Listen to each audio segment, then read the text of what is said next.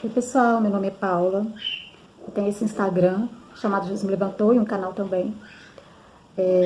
Hoje são sábado, 4 de janeiro de 2025, tá? E eu vim compartilhar com vocês aquilo que Deus tem falado comigo, aquilo que Deus tem me mostrado a respeito da igreja brasileira. Nós vamos estar no contexto daquilo que eu vivi, do que eu tenho percebido, tá? Deixando uma ressalva de que eu não estou tocando em nenhum líder, tá? Eu sei que cada líder tem os seus motivos, e eu não estou falando de líderes, eu estou falando de contextos que trouxe a igreja brasileira até aqui, dos momentos que eu vivi, tá ok? Então, pessoal, a gente sabe que a igreja brasileira passou por várias mudanças, e eu vou falar sobre as últimas mudanças, tá? Da década de 90 para cá. E o que eu acho que interferiu e o que aconteceu com a igreja brasileira nesse período. Para quem lembra da igreja dos anos 90, a gente pode perceber que houve sim um mover muito grande do Senhor dentro das igrejas.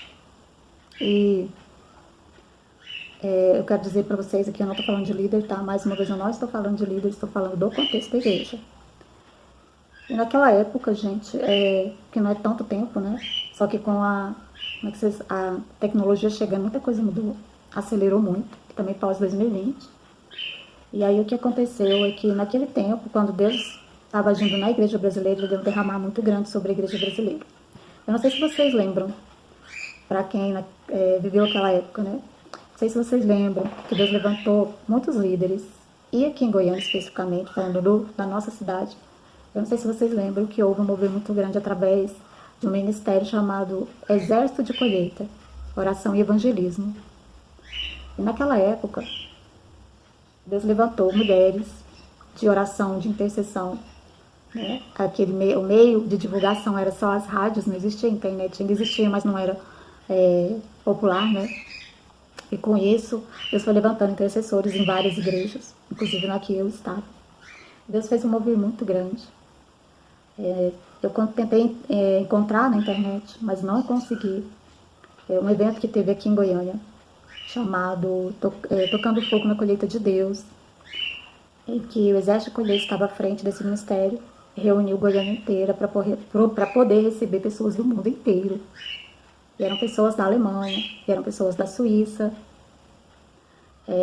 Inglaterra e outros países que no momento eu não me lembro mais, eu sei que eram vários países aqui. E Deus fez um mover muito grande através da intercessão dessas pessoas. A gente não reparando que a minha tem 2 calopsitas, minha filha, e elas cantam o tempo todo. Então, gente, foi um mover muito grande, foi maravilhoso que Deus fez aqui na nossa cidade. E eu creio que era isso que Ele queria fazer no nosso país. Foi na época que estourou Diante do Trono, uma nova proposta de louvor que acabou alcançando o Brasil inteiro. Então, foi uma época que Deus fez muito derramar, tanto nos grupos de oração, quanto nas igrejas, quanto também em reuniões, na qual também participei de muitas, em que a gente ia orar e Deus derramava muito, vinha muito mover do Senhor, muita unção. É aquela época que muitas pessoas disseram que receberam o dente de ouro, que Deus derramava aquela unção que deixava a mão com pó de ouro, né? E eu não vou entrar no mérito dessa questão, mas eu creio que eram sinais de Deus para mover o que Ele queria fazer através de nós, não só dos goianos, mas também do nosso Brasil. Bom, então, pessoal, naquela época, eu acredito que a igreja brasileira, ela estava em consonância com aquilo que Deus queria para nós, para a igreja brasileira. Mas, infelizmente, pela ação do homem, isso foi mudado, tá? Eu quero dizer mais uma vez, deixando uma ressalva que, se você não concorda com o que eu falo, não tem importância. Eu acho que cada um tem a sua visão. Eu tô falando sobre o meu olhar. E eu sei que não é só eu que tenho essa visão, tem outras pessoas também. E se você acha que não condiz com a realidade, não tem problema. Só tô mostrando o que Deus tem falado comigo, aquilo que eu tenho sentido. Eu tô sentindo como se fosse compartilhar, sabe? Eu preciso compartilhar com vocês a respeito disso. E o que acontece? Foi em 98 esse que estourou tanto esse movimento do Ministério de Intercessão, do Exército de Colheita, também as novas formas de se fazer música no Brasil, né, através do Diante do Trono. E Deus estava movendo dentro das igrejas brasileiras em consonância com o propósito que Deus tinha para a igreja. Tanto é que, se a gente for verificar, quando a gente estuda e vê que, com relação a Israel, o propósito de Deus com Israel era que eles atraíssem, né, as nações, através do adorar deles, através da missão deles, era atrair as nações a Deus, através deles. E isso estava acontecendo conosco, com o Brasil. Nesse evento que houve aqui em Goiânia, o que aconteceu é que o mundo inteiro, né, pessoas de outros estados, pessoas de outros países foram atraídas por esse mover que Deus estava fazendo, que tinha começado aqui em Goiânia. Não sei se tinha em outros países, naquela época a gente não tinha tanta informação, mas eu lembro que Deus fez um mover muito grande. Foi o primeiro mover que eu vi mesmo, dentro da igreja brasileira, dentro da nossa cidade, Goiânia. Foi lá no Ginásio Vermelho, Estádio Olímpico, tinha muita gente. Então foi um evento, nossa, inesquecível. Isso aqui não é para saudosismo, viu, gente? Eu sei que hoje é uma outra realidade, mas eu creio que Deus, Ele está nos mostrando muitas coisas para que a gente possa colocar de novo a nossa vida no prumo, principalmente para os líderes da igreja brasileira. Bom, com isso, foi durante alguns anos, né, que houve esse mover, que Deus estava realmente transbordando dentro das igrejas. Em 98 isso explodiu. Esse evento aconteceu, se não me engano, em 98, eu não achei, gente, nenhum registro. Meu coração chegou a doer, eu não achei nenhum registro na internet. Se alguém tiver, pode me mandar. Do Exército de Colheita naquela época. Daquele evento maravilhoso que houve aqui em Goiânia. Que trouxe pessoas do Brasil todo, do mundo inteiro. E detalhe, naquela época, para poder atender a quantidade de pessoas, foi reunido líderes e membros de várias igrejas em Goiânia. Nós tivemos que nos reunir no local para poder fazer um planejamento, para poder ajudar, auxiliar essas pessoas durante o evento e durante a chegada. Tá? Então foi assim, uma coisa de Deus mesmo. Então, pessoal, chega 1999, os anos 2000, tá? Essa mudança aí de década, 99 para 2000, o que acontece? Vários pastores brasileiros, eu acho que inclusive o meu pastor na época, resolveu conhecer um movimento que estava acontecendo lá na Colômbia. Muitos foram para a Colômbia, tá? Que é o movimento G12.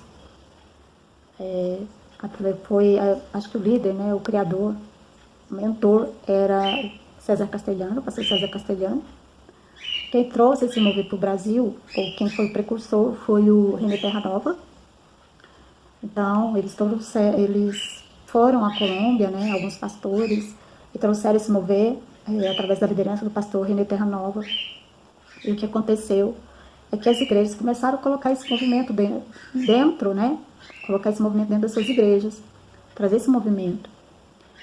Esse movimento não era de Deus? Sim, eu creio que ele era de Deus. Só que ele não era, na minha opinião, ele não era para a igreja brasileira. Na minha opinião, aquele movimento era específico para a Colômbia.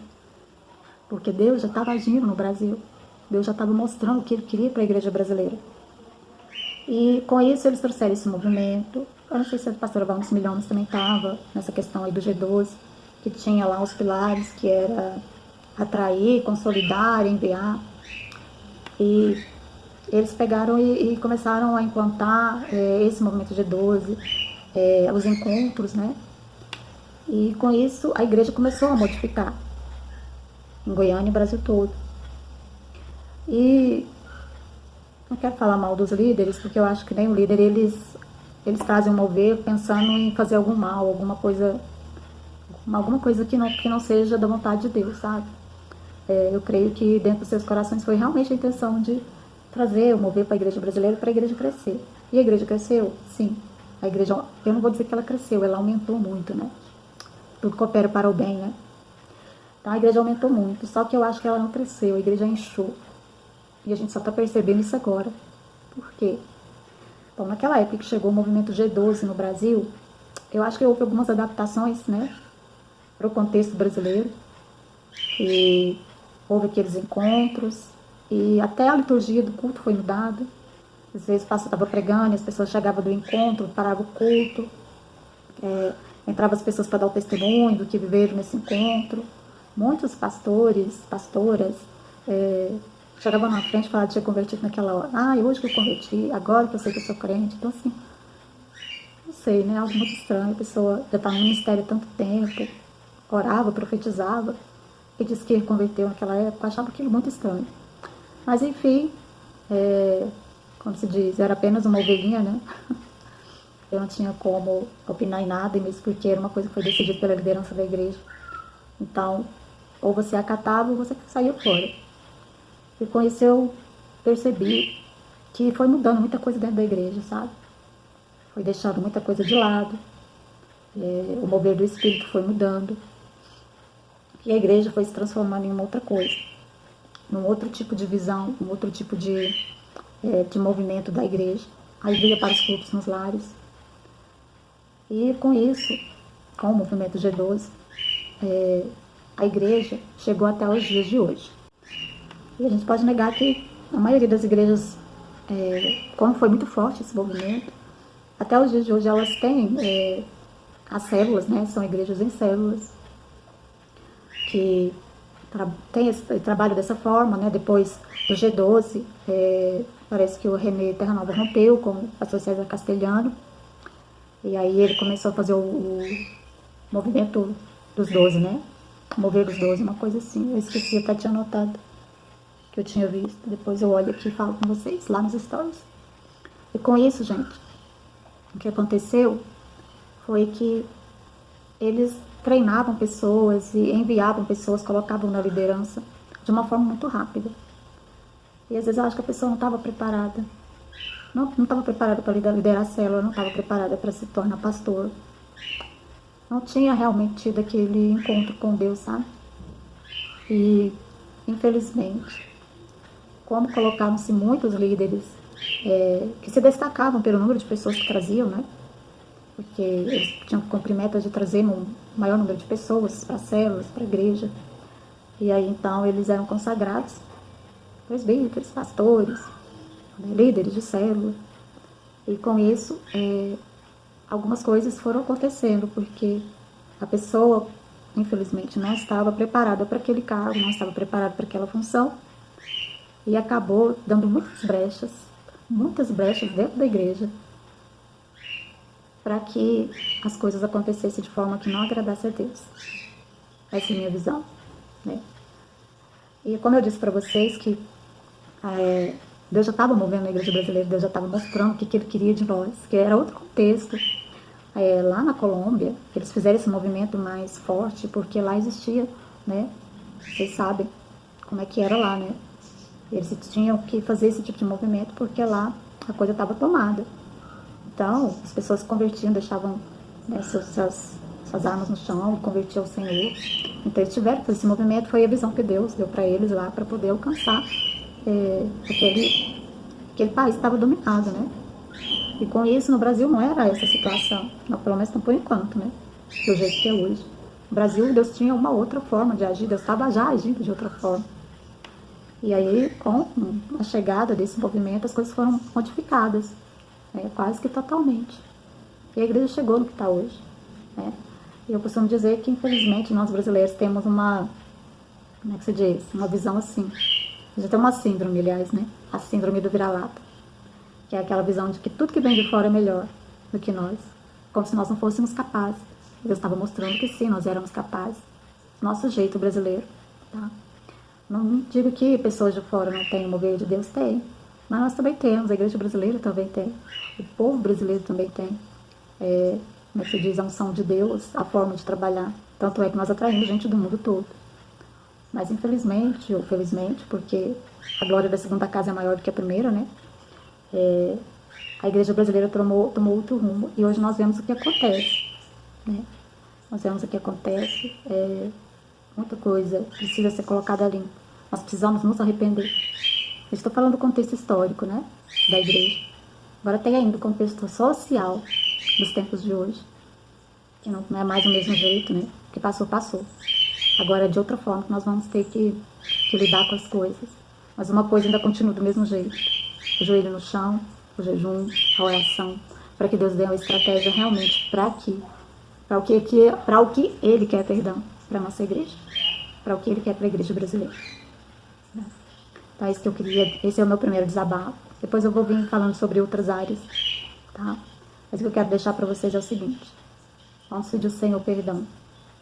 Vamos pedir ao Senhor perdão. Porque nós trocamos a unção de Deus, o propósito de Deus, por um prato de lentilhas. Assim como Esaú fez. E nós precisamos nos arrepender. Nos arrepender de termos errado. Mesmo querendo acertar, nós erramos. Como é que diz? O cair é do homem, o levantar é de Deus. A nossa parte é nos arrependermos. Nos arrependermos e pedirmos ao Senhor para nos dar a direção que Ele quer para nós. E eu creio que Ele vai fazer isso. Tá? Um grande abraço. Depois eu volto para falar sobre outros contextos, para ajudar a igreja brasileira naquilo, ou pelo menos abrir a visão, ou pelo menos dar um ar para quem acha que está certo, para quem acha que é errado, eu não sei. Isso vai ficar com você. Um grande abraço e até mais. Tchau.